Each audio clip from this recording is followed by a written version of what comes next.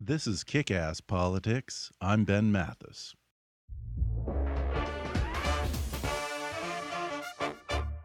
Kick-Ass Politics is sponsored by Fiverr. You've heard me rave about Fiverr before. That's Fiverr with 2 R's. Fiverr is the world's largest online marketplace for services, with over 100 categories, all offered at a fixed base price of just $5. Logo design, business consulting, marketing, business cards and stationery, web design, translation, proofreading, legal consulting, and just about any other service you can imagine, all offered at a fixed base price of just $5. And right now, if you go to kickasspolitics.com and click on the Fiverr ad on our sponsor page, you'll be showing your support for the show, and you'll get some great offers on services tailored to your needs. Whatever you need done, find it on Fiverr. And before we start the show, I want to ask for you, the listeners' help with a special project. Over the next few weeks, we're going to be doing a listener survey to get a better idea of who our audience is. No matter how long you've been a listener or how frequently you listen to the show, we'd like to get to know you better and what you want. So I hope you'll visit our website at kickasspolitics.com and click on the listener survey link on the homepage, or there's a survey link in the show notes to this episode. It's just a few quick questions to help us understand who's listening, and seriously, it'll be a huge, huge help to me personally. The other thing you can do to help the show is to go on your Facebook page and Twitter to tell your friends to subscribe to Kick-Ass Politics on iTunes. And if you do that, each week you'll be entered to win a signed copy of a book by one of my recent guests. This week I'm giving away a copy of Jack Kemp, the bleeding heart conservative who changed America, signed by my guests on the next episode, Fred Barnes and Mort Kondracki from Fox News' The Beltway Boys. To be entered to win, just go on Twitter or Facebook and recommend Kick-Ass Politics to your friends. Be sure to include a link to the show on iTunes so they can subscribe. And don't forget to tag us in your posts so we know you participated and we can include you in the drawing. And hey, if you want to double your chances of winning, then promote the show on both Facebook and Twitter. In fact, you'll be entered to win for every time that you recommend Kick-Ass Politics to your friends on your social media. Just help me gain some new listeners, and you'll have a shot at winning a cool prize every week. And now, enjoy the show. Hi, I'm Ben Mathis, and welcome to Kick-Ass Politics. My guest today is former Congresswoman Michele Bachmann. From 2007 until just this year, she represented Minnesota's 7th District in Congress, and in 2012, Michele Bachmann ran for the Republican nomination for president. Before that, she served for 6 years in the Minnesota State Senate and worked as a tax lawyer for the IRS, where she learned firsthand just how dysfunctional the U.S. tax code really is. In Congress, she served on the House Financial Services Committee and the Permanent Select Committee on Intelligence, which oversees the CIA, the NSA, and other intelligence agencies. A champion of individual liberty and small government, Michele Bachmann was a vocal critic of the Wall Street bailouts, the Detroit auto bailouts, and Obamacare, and she introduced legislation to repeal the Dodd-Frank financial reform law. She's been a strong supporter of the Tea Party movement from its earliest days, and she founded the House Tea Party Caucus when she was in Congress.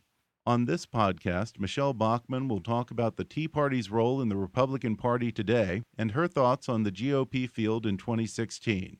She'll also share her ideas as a former tax attorney on how to simplify the tax code and talk about her grave concerns about Russia, Iran, and Syria, and America's shrinking role in the world under President Obama. Plus, she'll reveal how one of her foster children's 11th grade homework assignment led to her career in politics. Coming up with Michele Bachmann in just a moment.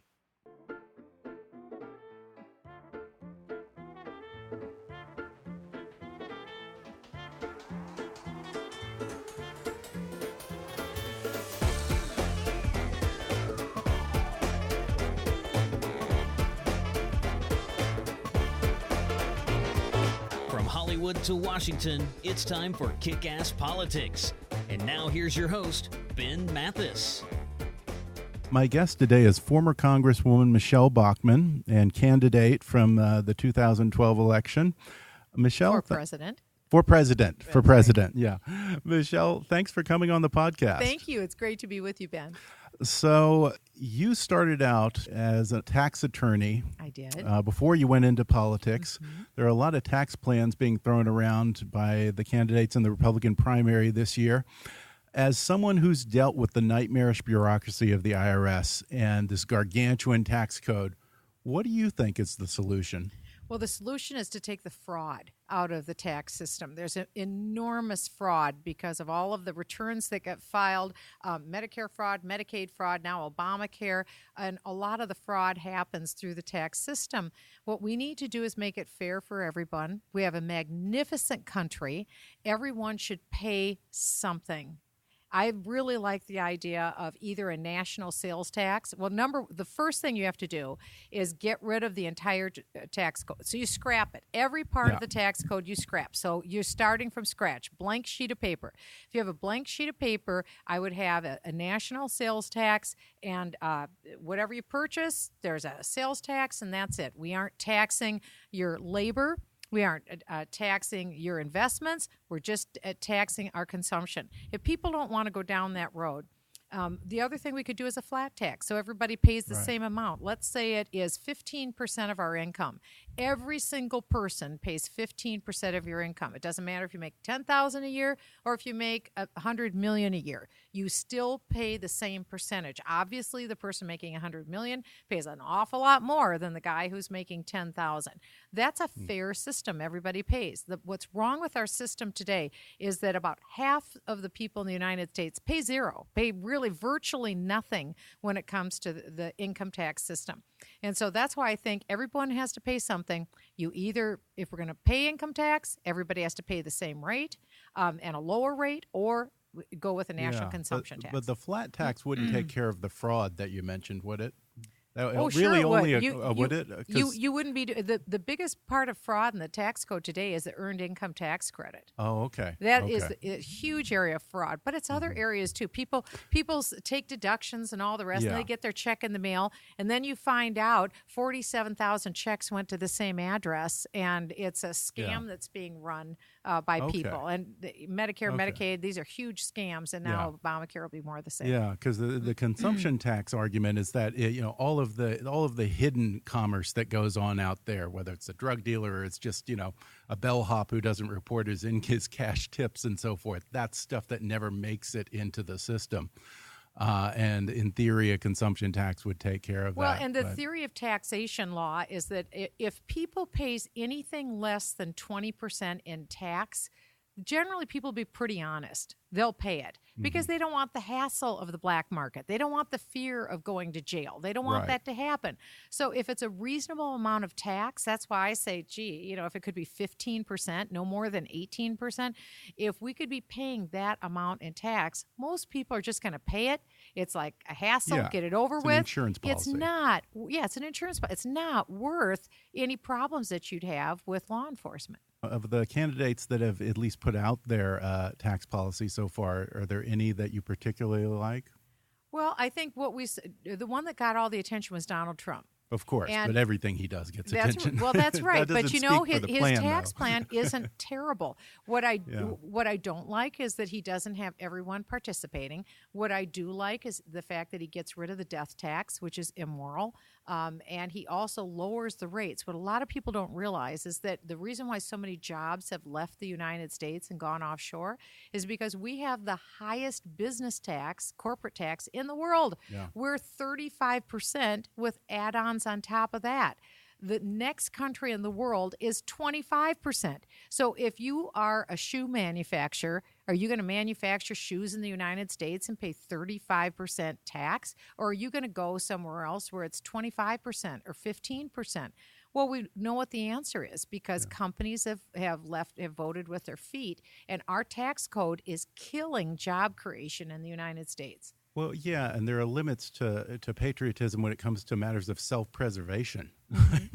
Well, yeah, exactly. Well, that you see that between the states. You see people who have made a decent income Like, for instance, in the state of New Jersey, they put this millionaire tax in, and so all these people freakishly moved out of New Jersey and went down to zero income tax Florida. So it was a boon to Florida, not so much for New Jersey. Yeah. Well, like I said, you started out as a tax attorney and then you jumped into politics. What was it that got you into running for office or got you politically engaged? I was not a political person, but I am a mom, and I have 5 biological kids and then 23 foster kids that we raised. So we raised a total of 28 kids. And I saw this nonsense come home in the backpack for one of my foster children, who was an 11th grade girl from math class, and she had to color a poster. And I thought, how in the world will her life be improved by coloring posters in 11th grade? I had 3-year-olds that would color on the floor, but you don't, with me in coloring books, but you don't color posters and call that math class. And I thought, don't understand that at all. Math class? Look at Common Core curriculum today, and you'll find out. It's the federal government takeover. The local numbers? No, it was nonsense. And so I, just as a mom, I was so worried about my foster daughters because my heart was broken for these kids.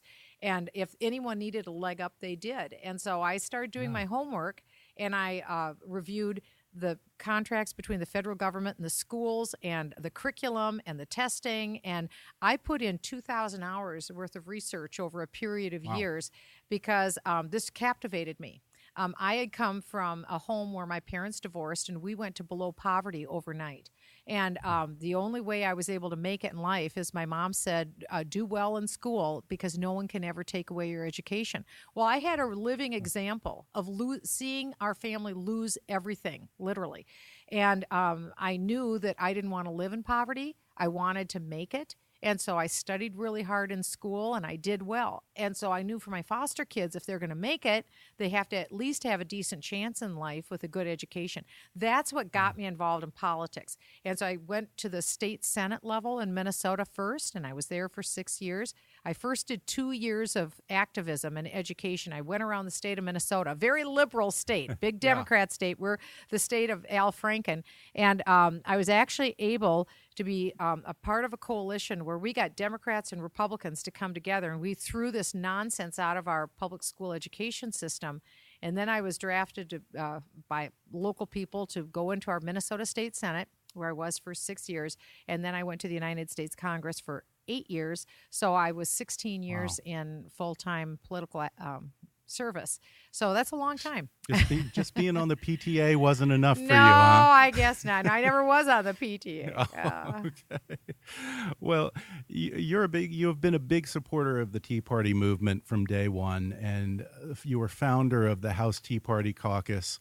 I'm assuming that you still believe that the Tea Party is relevant today. What do you think the role of the Tea Party should be in the conservative movement looking ahead? Well, it's really a voice of conscience because a lot of people don't know what the Tea Party is. Let me just say very quickly, the Tea Party believes 3 simple things. One is that we're taxed enough already. Number 2, government shouldn't spend more money than what it takes in.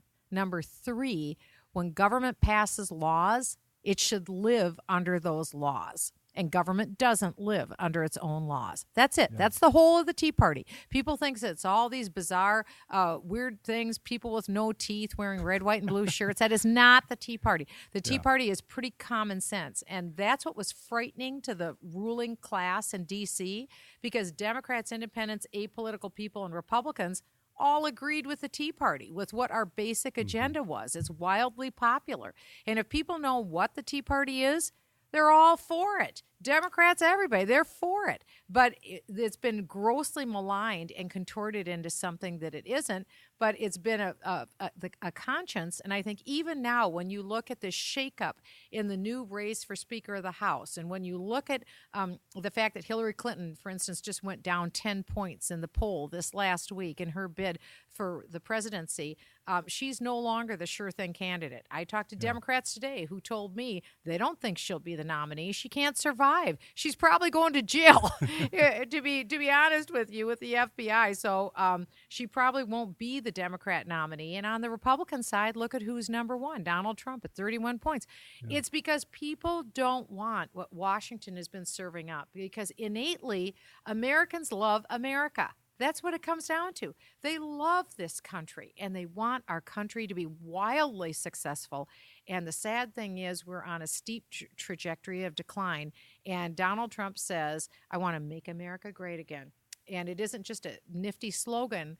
It's the fact that people believe that he believes it and that he's going to do something about it. And so whoever our ultimate nominee will be, whether it's Ted Cruz or whoever that person will be, it will be someone that the American people believes in making America great again and is going to do something about it.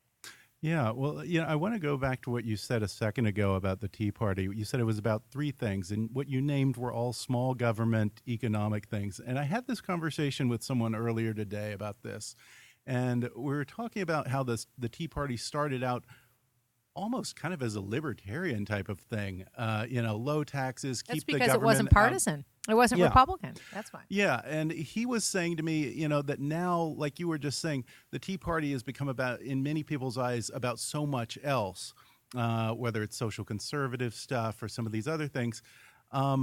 Is there a place for the social conservative agenda within the Tea Party, or should that be a whole separate thing?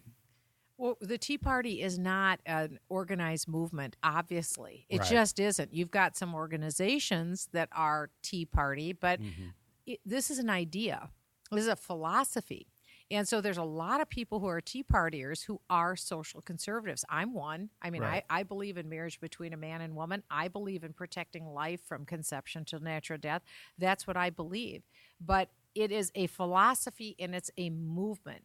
And people hold their views on various issues. I think national security and foreign policy is also becoming a bigger and bigger issue because, for instance, the United States essentially had our rear end handed to us on September 30th when Russia literally evicted the United States from Syria.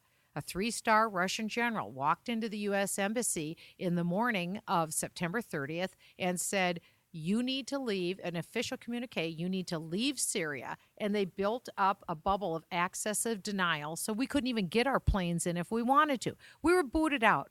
For the first time in 40 years, Russia came in and we were booted out. So this whole issue of foreign policy and American weakness and decline, this is a huge issue now. And a lot of people in the Tea Party movement are also saying, you know what, I think I like it when the United States is also the military superpower of the world.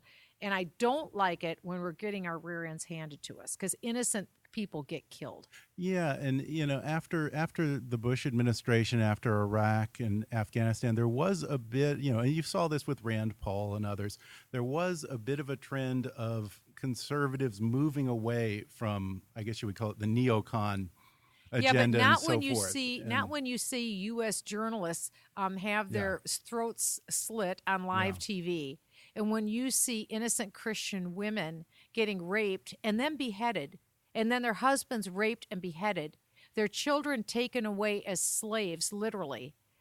This is a very different world. Yeah. And so what we're seeing is the enforcement of fundamentalist Sharia Islam. And this is real. And unfortunately, our president sent a signal, a green light to those who are advancing the goals of Islamic jihad, whether it's Sunni or Shia. And what they read from our president is that he's not going to stop them. I'm not saying Barack Obama is advancing them, but I'm saying that they read the tea leaves that he's not going to stop them. That's what Vladimir Putin, the president of communist Russia, saw, that Barack Obama is not going to stop me in Syria. And the Iranian Ayatollah said, are you kidding me? The American president wants what I want, which is a nuclear Iran? Even President Obama earlier this year admitted Iran will have nuclear weapons within about 13 years. Well, then why, genius, would you give them $1 trillion in the next decade so they can have nuclear weapons, which they have said they will use to annihilate the United States, they will use to annihilate Israel? 5 days after the Iranian deal was signed, the Ayatollah said, We have not deviated from our posture toward the United States. It is the same. It is to annihilate the United States. 5 days after the agreement, wouldn't you think a sane president at that point would say, you know what, deal's up. Those sanctions stay on. And you are, not only that, if I was president of the United States, I would be working with my partners, both in the Arab world and our allies in the Western world, and we would start the process over 6 to 8 weeks, and I would take out the weapons and machinery of death, these nuclear facilities that Iran has all over the country. They'd be gone, every single one of them. We are so precise that quite literally we could take a bomb and knock out that microphone that you're talking into. That's how good and capable the United States is. So we're not talking about dropping a bomb on a shopping center or little kids or a senior citizen home. Bombing. We can take out the instruments of death, and that's happened 3 times before successfully, once in Syria, once in Iraq, and once in Libya. Had that not occurred in the last 30 years, the Islamic State and Al-Qaeda, which are running wild today in Libya, Iraq, and Syria, they would have access, potentially, to nuclear weapons. That's what their goal is. That's their goal. So thank God it was done before. Why would we be the ones to put money and the means to access and acquire nuclear weapons in the hands of the Ayatollah? That's scary that the American president was advocating for the same position as the Ayatollah of Iran, the chief sponsor of terror in the world. The one who says death to America. Every day of the Hates week. us. Yeah. Death to Israel. Every day of the week. Yeah, that's our ally now. That's right. And if there's anything history has taught us in the last 100 years, it's this, that when a madman speaks, listen. Yeah. Look at Take Mao them at their Zedong. word. Look at Stalin. Look at Hitler. These people have literally killed, the 3 of them, over 100 million people in the last century. The Ayatollah plans more of the same. Yeah. Well, we're going to take a quick break, and then I'll be back to talk more with Michele Bachmann.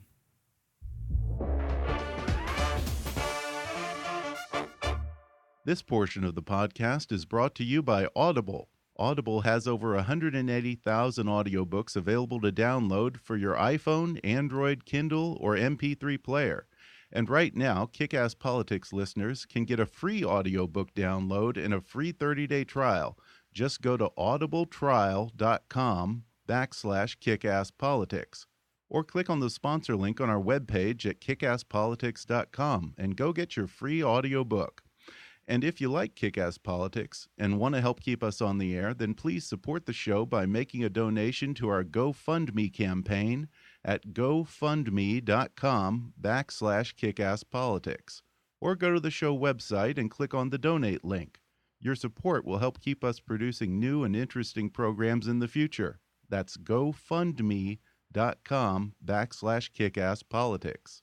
And now, back to the show. We're back, and I'm talking with former candidate for president in 2012 and former Congresswoman Michele Bachmann. A lot of people were criticizing Congress for not doing more to try and block the Iran deal.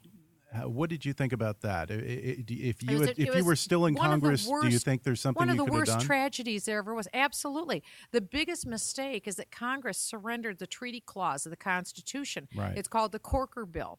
And it was this is what the Corker Bill said for your audience. It said, President Obama, we want to read this Iran agreement. So in order to read it, we're going to give up what the Constitution gives us. We have the benefit of the doubt. You, Mr. President, have to get 2/3 of us to agree with you on your treaty. We're going to disadvantage ourselves. We're going to make ourselves have to get 2/3 of the vote rather than 1/3 of the vote. So, in other words, you're going to guarantee win. You're going to win, but at least let us read the agreement. Guess what happened? The president never even let them read the agreement. He held out the most important part, which was the inspections on these nuclear facilities. Congress still hasn't read the agreement. John Kerry, the Secretary of State, hasn't read the agreement because they didn't want anybody to. And so here's what's brilliant. Just like the Health Care Act. That's right. Here's what's brilliant under the Corker Act. It says, if the president fails to give the written agreement to Congress, then guess what? Shazam. All of the sanctions stay in place on Iran. This is what's wrong with John Boehner and Mitch McConnell. This agreement was signed about 5 months ago, the Corker bill, and our Republican leadership didn't even have the guts to stand up and enforce the bill they just passed, to stand up and say, Mr. President, you didn't give us this agreement. Guess what? Now it's a treaty. Now you have to get 2/3 vote. Bingo, we're keeping the sanctions. That's what a sane Congress would have done, and that's why John Boehner is gone, and that's why Mitch McConnell is probably going to be counting the days, because people are saying, enough.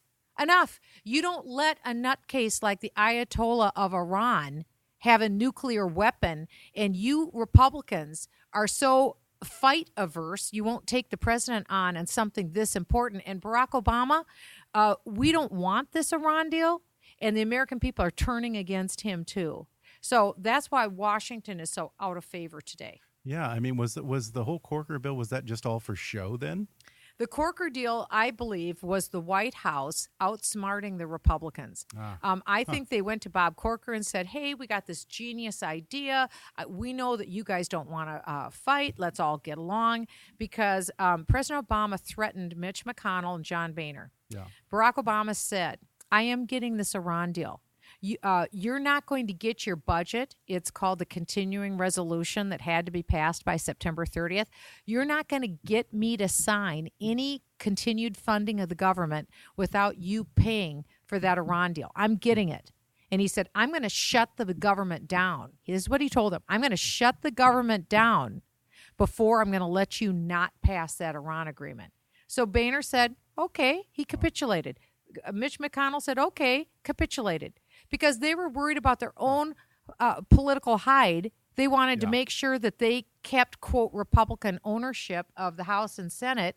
And what I have said is that that's their surest way to guarantee they'll lose Republican control of the House and Senate. But the sad thing is President Obama got his way, and his way could potentially kill millions of innocent people across the world. And I hope the next president, whoever that person may be, on the very first day will take out the nuclear hardware, which is going to be insanely hard to do. Yeah, I was just going to ask you that, because everyone is saying we'll rip up the agreement on day one. Is it going to be hard to walk this back 2 years down the line after this is already in place and the money's been given away? Let me tell you, practically speaking, why this is going to be hard. The Russians sold to the Iranians the S-300s. If you remember, a little over a year ago, the Russians shot out of the sky a Malaysian aircraft over eastern Ukraine. It was leaving Amsterdam. Almost 300 innocent people were shot down out of the sky. Yeah. And Russia read the tea leaves. They went into the former Soviet Republic of, or state of Georgia. NATO, the UN, the U.S. did nothing. They annexed Crimea. NATO, U.S. Did nothing. They went into eastern Ukraine. NATO, U.S., UN, did nothing. Then they shot this civilian airliner out of the sky. Nothing happened to them. And that was supposed to be the turning point, I thought. Wasn't it? Well, wasn't everyone saying that's the moment when we were going to pay attention to this? Well, and we didn't. We were going to get the media serious. went silent in about 24 hours. They went silent. And Obama went silent in 24 hours. And it's like, what's going on here? So now it's okay. Now we can play target practice on innocent civilian airliners. The Russians used a weapon system called the Buk-15. The Buk-15 is not as powerful as the S-300. So what this means is the Russians have just sold to Iran an access of denial system so that a bubble will be built over Iran so that even if we wanted to, it'd be virtually impossible to go into Iran and take out their nuclear hardware. That's what the Russians did to us on September 30th. They said, don't go into Syria. We're going to be there. Mm-hmm. And they built an access of denial bubble over Syria so that we couldn't go in. Otherwise, U.S. jets and U.S. pilots would have been shot down. Yeah. That's what the Russians did together with the Syrians and the Iranians. And that's the gift they're going to give to Iran. And here the Ayatollah will sit with their bubble, and we can't do anything about it. Yeah, it was the same thing that they did with the Malaysian airliner. They basically took over the investigation and said, "Oh, no, we've got this covered," and tried to shut out the UN and the U.S. and Barack everything, Obama let and them. do cleanup over. And Barack Obama let them. Mm-hmm. And let's not forget who we're dealing with: communist Russia, Yeah. communist China, communist Cuba, communist Venezuela, the Islamic jihadist fundamentalists in Iran. Go down the line. This is the worst of the worst coalition of communists and terrorist thugs. And now these gypsies, tramps, and thieves are in league, and they're determined that they're going to control the chokeholds in the Middle East so they control the access and the distribution of oil and natural gas globally. That's what's at stake. It's scary. Well, in a related issue here, you were on the Intelligence Committee. We dealt with the nation's classified secrets, in particular terrorism. And since you've left office, we've had a lot of disclosure about government surveillance and so forth, and a lot of pushback that against happened that. under the Obama administration. Right, exactly. The worst intelligence surprisingly. failures in the history of the United States. It began with WikiLeaks, with Julian Assange, but the terrible leak was with Edward Snowden. And Edward Snowden took literally over 1 million classified American documents and handed them over to the Russian and the Chinese. And they've got those secrets. And he himself personally put at risk thousands of American soldiers on the battlefield. This is no hero. This is a betrayer worse than any Benedict Arnold we ever had. But then the Obama administration themselves leaked some of the most sensitive information. They leaked the fact that they said that Israel was planning to bomb some of the nuclear facilities in Iran. Right. Then they said that Iran was cooking up a deal where they could have refueling of their jets in Azerbaijan together with Saudi Arabia. They were leaking one sensitive detail after another that cut the legs out from under Israel and hurt us with our allies. And lifted up the goals of Islamic Jihad. When have we ever had a president that's made decisions that advance the goals of Islamic Jihad and slammed the door on the only sane democracy in the Middle East, Israel? We've never seen that before. So this is the very first time that the United States has shut the door on Israel. Israel's completely alone.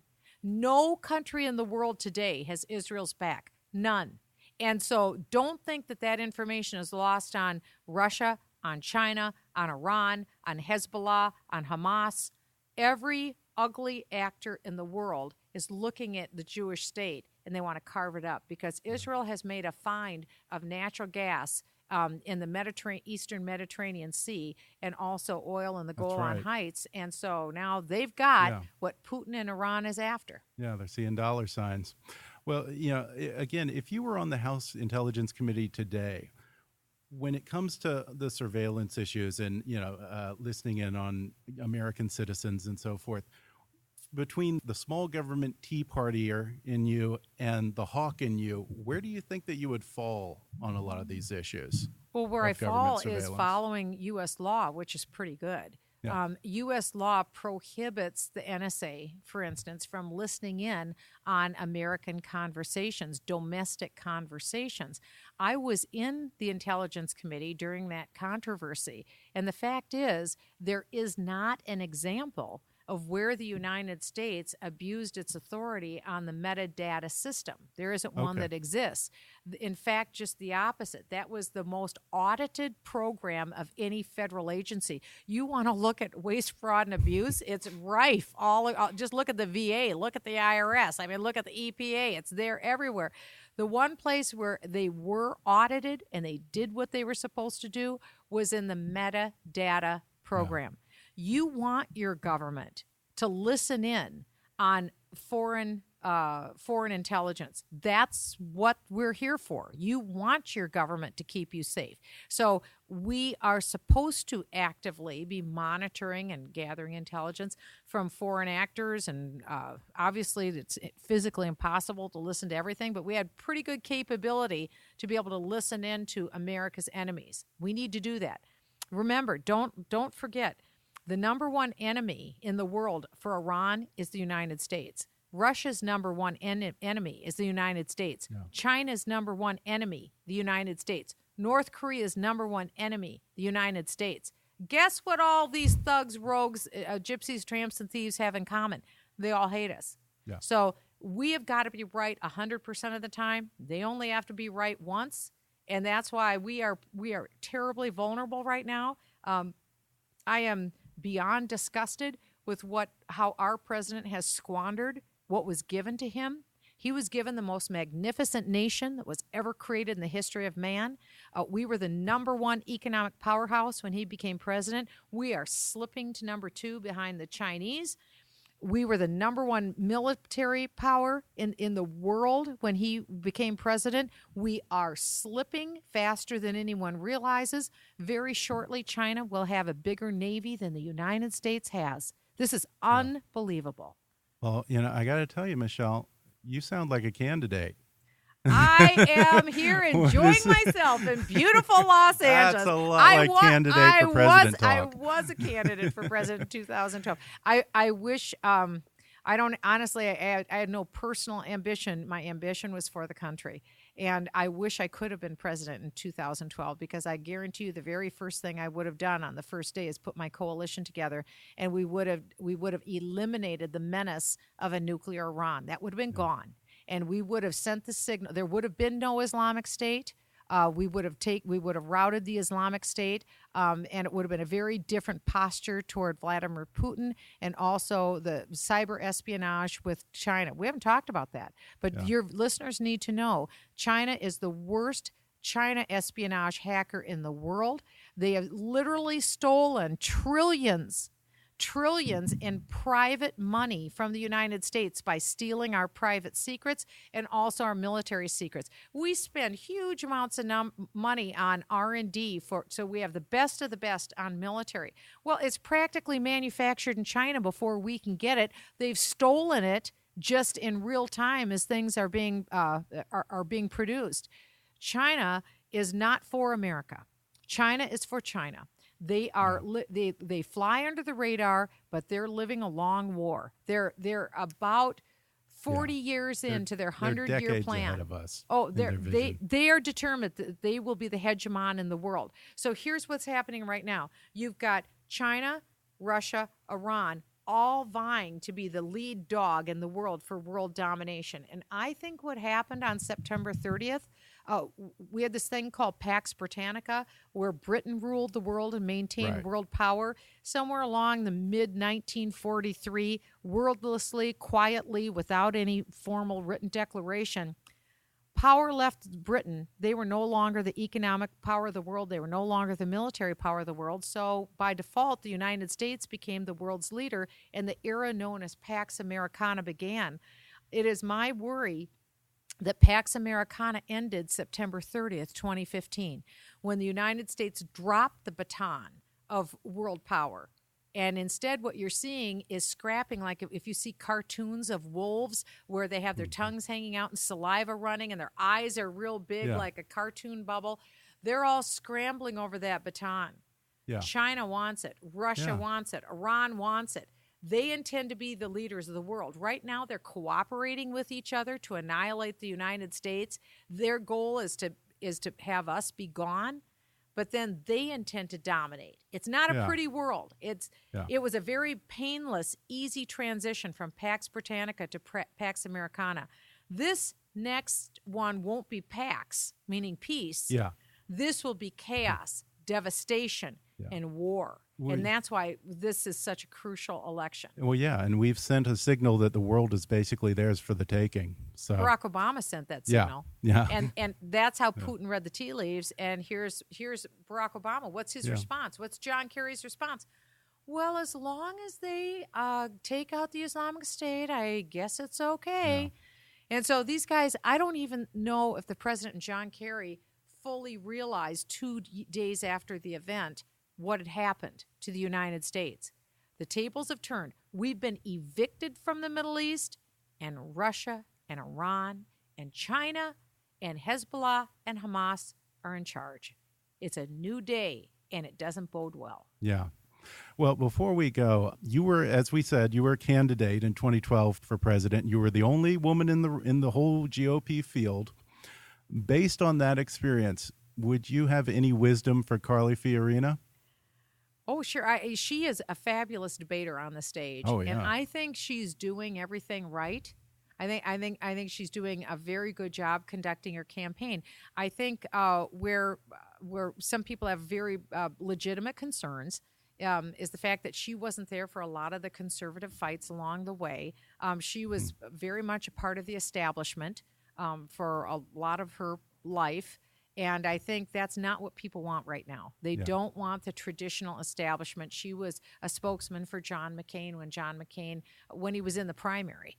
She was a spokesman for John McCain. And what people are looking for is an authentic, principled conservative who's been there, who's willing to fight, because the place that we're at right now in world history, we need somebody who's going to be as transformational and bold as Barack Obama was. He literally did transform the United States. He went further. He transformed the world. And we need to have a conservative at the helm as President of the United States who is bold, who will transform the United States and the world and try and pull us back to make America great.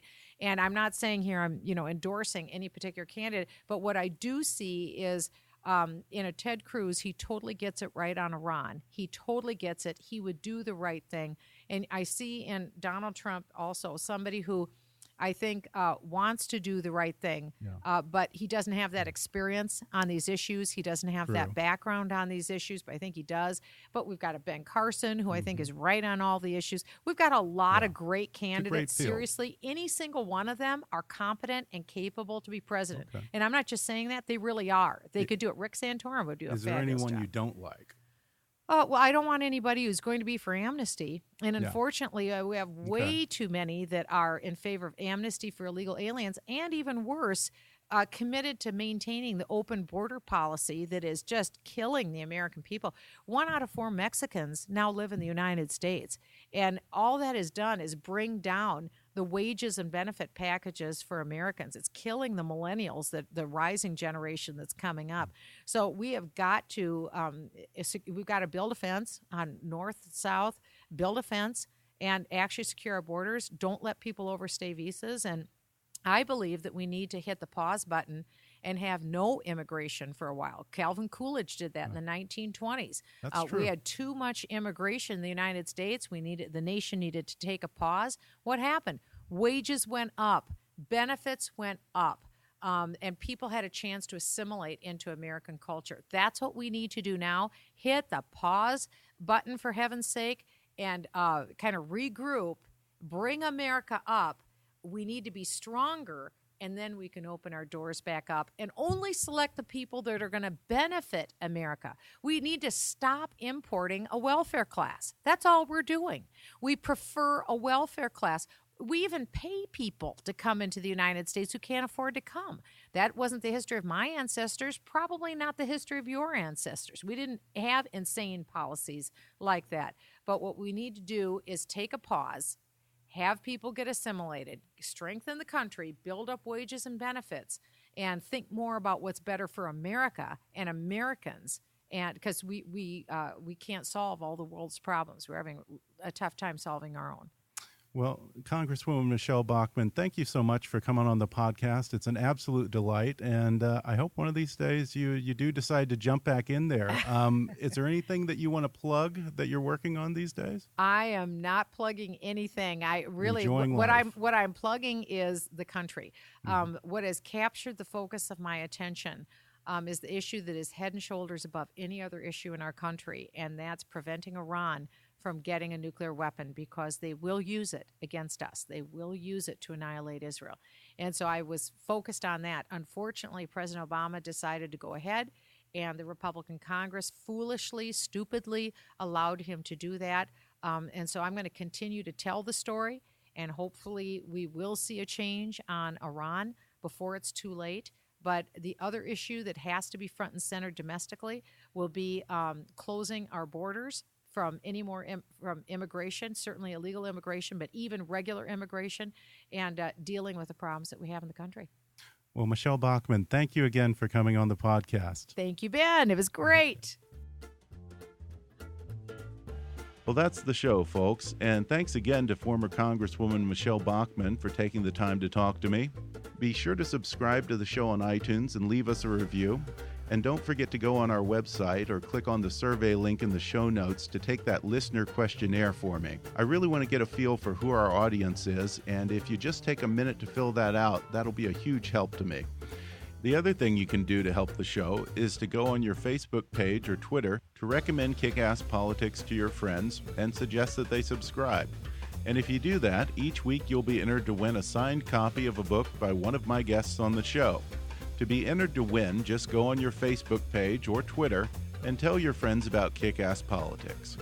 Now be sure to include an iTunes link where they can go to the show. And as I said before, if you promote the show on both Facebook and Twitter, you'll double your chances of winning an autographed copy of my book of the week.